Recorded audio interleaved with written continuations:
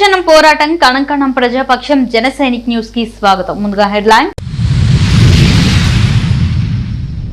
Suspense thriller తలపిస్తున్న TDP టికెట్ల వ్యవహారం. ఉమ్మడి చిత్తూరు జిల్లాలో ముగ్గురికి మాత్రమే ఖరారు. జనసేన బీజేపీ పొత్తు పోటుతో తలపోటు. ఐవీఆర్ఎస్ సర్వేలతో వణికిపోతున్న నేతలు. తీవ్ర గందరగోళం, నిరాసక్తి మధ్య కాలం వెళ్లదీత.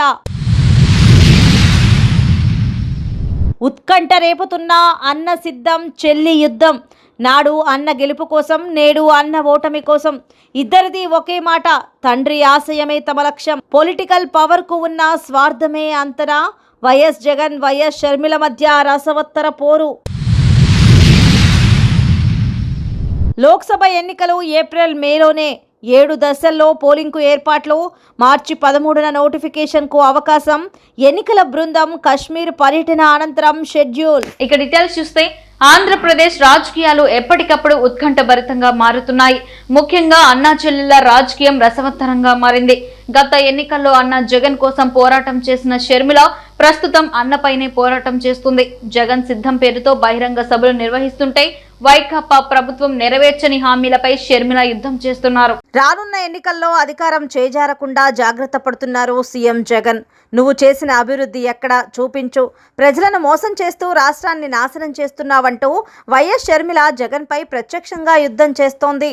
అయితే ఇద్దరూ కూడా దివంగత ముఖ్యమంత్రి రాజశేఖర్ రెడ్డి వారసులు. ఇద్దరు మాట ఒకటే. తండ్రి ఆశయాల బాటలోనే మా పయనం. లక్ష్యం ఒకటే అయినప్పుడు కలిసి నడవాల్సిన ఇరువురు చెరో రేవుకు చేరుకొని పరస్పరం విమర్శలు చేసుకుంటున్నారు ఎందుకు అని రాజకీయ విశ్లేషకులు వాదిస్తున్నారు.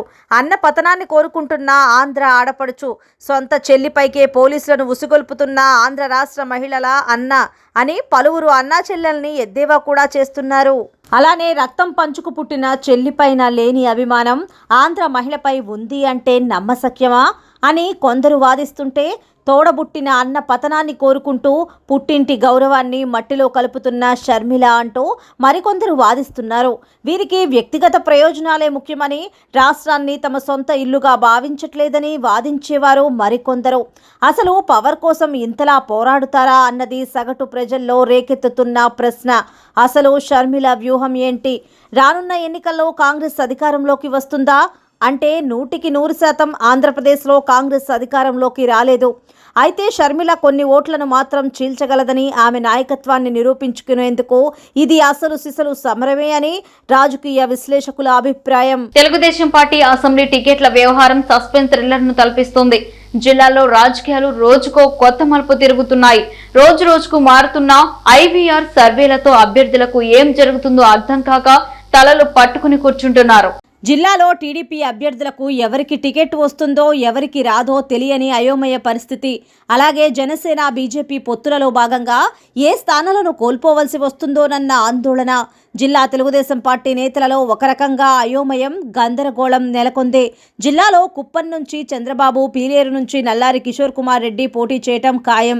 అలాగే మాజీ మంత్రి అమర్నాథ్ రెడ్డి కూడా. జిల్లాలోని మిగిలిన 11 నియోజకవర్గాలలో ఎవరికి స్పష్టత లేదు.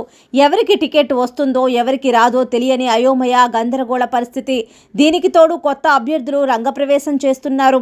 ఫలితంగా జిల్లాలో తెలుగుదేశం పార్టీ నాయకులు నిరాశ, నిస్పృహలకు గురవుతున్నారు. నిరుత్సాహం కొట్టొచ్చినట్టు కనిపిస్తుంది. కొంతమంది టికెట్ ఆశిస్తున్న అభ్యర్థులకు రాజకీయాలు అంటే విరక్తి కలుగుతోంది. ఈ రాజకీయాల్లోకి ఎందుకు వచ్చామా అని ఆవేదన చెందుతున్నారు. వైసీపీ అభ్యర్థులు దాదాపు ఖరారయ్యారు. అన్ని నియోజకవర్గాలలో కార్యకర్తలను కూడకట్టుకుని ప్రచారం మొదలుపెట్టారు. అయితే టీడీపీ పరిస్థితి ఇందుకు భిన్నంగా ఉంది. కుప్పంలో చంద్రబాబు పోటీ చేస్తారు. పీలేరులో నల్లారి కిషోర్ కుమార్ రెడ్డికి టికెట్ ఖాయమైంది. పలమనేరు టికెట్ అమర్నాథ్ రెడ్డికే ఇస్తారు అనడంలో సందేహం లేదు. అయితే ఆఖరు నిమిషంలో ఆయనను పుంగనూరు పంపే అవకాశాలు ఉన్నాయన్న ప్రచారం జరుగుతుంది. మిగిలిన నియోజకవర్గాలలో ఎవరికీ హామీ దొరకలేదు. దీంతో అక్కడి ఇన్ఛార్జీలలో ఒక విధమైన నిస్తేజం ఆవహించింది. కొన్ని నియోజకవర్గాలలో రోజుకు ఒక పేరుతో ఐవీఆర్ఎస్ మెసేజ్లు వస్తున్నాయి. అంతా అయోమయం, గందరగోళంగా మారింది. చిత్తూరు నియోజకవర్గంలో పలు పేర్లు పరిశీలించారు. ఇక్కడ బలిజ సామాజిక వర్గానికి టికెట్ ఇస్తారని లేదా జనసేనకు కేటాయిస్తారని ప్రచారం జరిగింది. తాజాగా గురజాల జగన్మోహన్ నాయుడు, సీకే బాబు, సిఆర్ రాజన్ పేర్లతో ఐవీఆర్ఎస్ సర్వే చేశారు. కొత్తగా డీకే తేజేశ్వరి రంగప్రవేశం చేశారు. జీడీ నెల్లూరు నియోజకవర్గంలో డాక్టర్ థామస్ ఒకరి పేరుపై 3 సార్లు సర్వే చేశారు. జీడీ నెల్లూరులో రా కదలిరా సభ జరిగిన తరువాత ఆయన ప్రచారం జోరు తగ్గించారు. గత వారంలో 2 సార్లు హైదరాబాద్లో చంద్రబాబును కలిశారు. అక్కడ జనసేన ఇన్ఛార్జ్ డాక్టర్ పొన్న యుగంధర్ కూడా టికెట్ కోసం తీవ్ర ప్రయత్నాలు చేస్తున్నారు.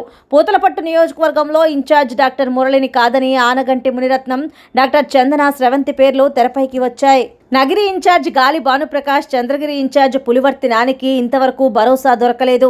ఈ రెండింటిలో ఒక స్థానం తన కుమారుడు ఎన్బి హర్షవర్ధన్ రెడ్డికి ఇవ్వాలని రాష్ట్ర అధికార ప్రతినిధి డాక్టర్ ఎన్బి సుధాకర్ రెడ్డి పట్టుపడుతున్నారు. చిత్తూరు జగన్మోహన్ నాయుడుకు కేటాయిస్తే హర్షవర్ధన్కు తప్పక అవకాశం ఉంటుంది అంటున్నారు. శ్రీకాళహస్తి ఇన్ఛార్జ్ సుధీర్ రెడ్డి పరిస్థితి అగమ్య గోచరంగా ఉంది. ఆయనతో పాటు ఆయన తల్లి బృందమ్మ, భార్య రిషితారెడ్డి పేర్లు సర్వేలో చోటు చేసుకున్నాయి. దీంతో ఆయన మనస్తాపానికి గురయ్యారు. ఇక్కడ మాజీ ఎమ్మెల్యే ఎస్సీవి నాయుడు పేరు కూడా గట్టిగా వినిపిస్తోంది. పొత్తు ఖరారు అయితే ఈ స్థానం బీజేపీ నేత కోల ఆనంద్కు కేటాయించే అవకాశం ఉంటుందంటున్నారు. సత్యవేడు ఇన్ఛార్జ్ హెలెన్తో డెంటల్ డాక్టర్ చందన స్రవంతి, జేడీ రాజశేఖర్ పోటీ పడుతుండగా కొత్తగా కిరణ్ కుమార్ జయరాం రంగప్రవేశం చేశారు. తిరుపతి ఇన్ఛార్జ్ సుగుణమ్మ టికెట్టు సందిగ్ధంలో పడింది. అక్కడ ఆమెను కాదని ఆమె సామాజిక వర్గానికి చెందిన ఊకా విజయ్ కుమార్, కోడూరు బాలసుబ్రహ్మణ్యం, జేబీ శ్రీనివాస్ కలిసి ప్రయత్నం చేస్తున్నారు. అలాగే జనసేన టికెట్ కోసం డాక్టర్ హరిప్రసాద్, కిరణ్ రాయల్ పట్టుపడుతున్నారు. మదనపల్లి ఇన్ఛార్జ్ దొమ్మలపాటి రమేష్ను కాదని మాజీ ఎమ్మెల్యే షాజహాన్ బాషా పేరుతో ఐవీఆర్ఎస్ రావటం విశేషం.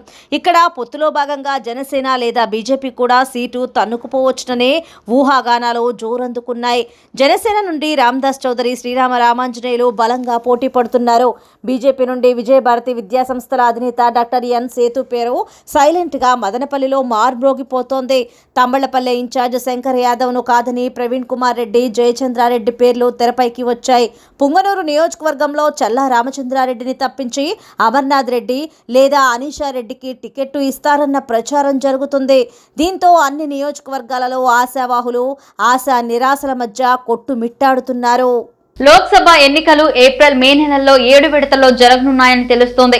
ఇప్పటికే దేశవ్యాప్తంగా రాజకీయ పార్టీలు, పొత్తులు, అభ్యర్థుల ఎంపిక, మేనిఫెస్టో కూర్పుల్లో ఉన్నాయి.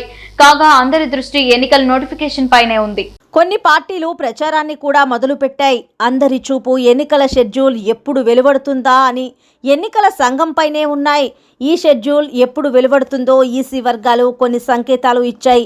ఎన్నికల సంఘం లోక్సభ ఎన్నికల తేదీలను మార్చి 13వ తేదీన విడుదల చేసే అవకాశం ఉన్నదని ఆ వర్గాలు వివరించాయి.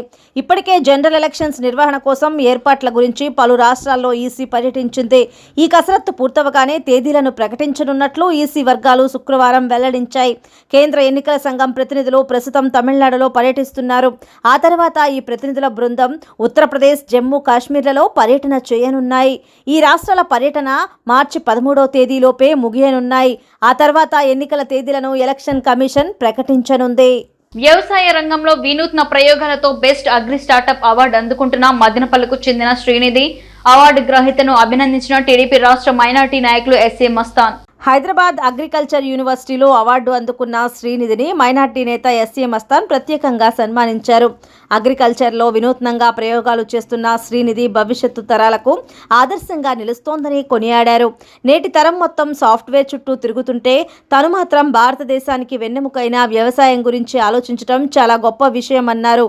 మదనపల్లె మండలం చిప్పిలి గ్రామానికి చెందిన శ్రీకాంత్ రెడ్డి కుమార్తె శ్రీనిధి ఇటీవల కాలంలో వినూత్న రీతిలో వ్యవసాయం చేస్తోంది. ముఖ్యంగా కుంకుమ పువ్వును అధునాతంగా పండించి శభాష్ అనిపించుకున్నారు. ఈ నేపథ్యంలో హైదరాబాద్కు చెందిన మేనేజ్ క్యాంపస్కు చెందిన వారు ఈ అవార్డును బహుకరించారు. ఈ సందర్భంగా శ్రీనిధి మాట్లాడుతూ నేడు వ్యవసాయ రంగం వెనుకబడిపోతోందని, అందుకే తాను ఈ రంగంలో అనేక ప్రయోగాలు చేసి ఈ రంగంపై నమ్మకం కలిగించేలా కృషి చేస్తానని చెప్పారు.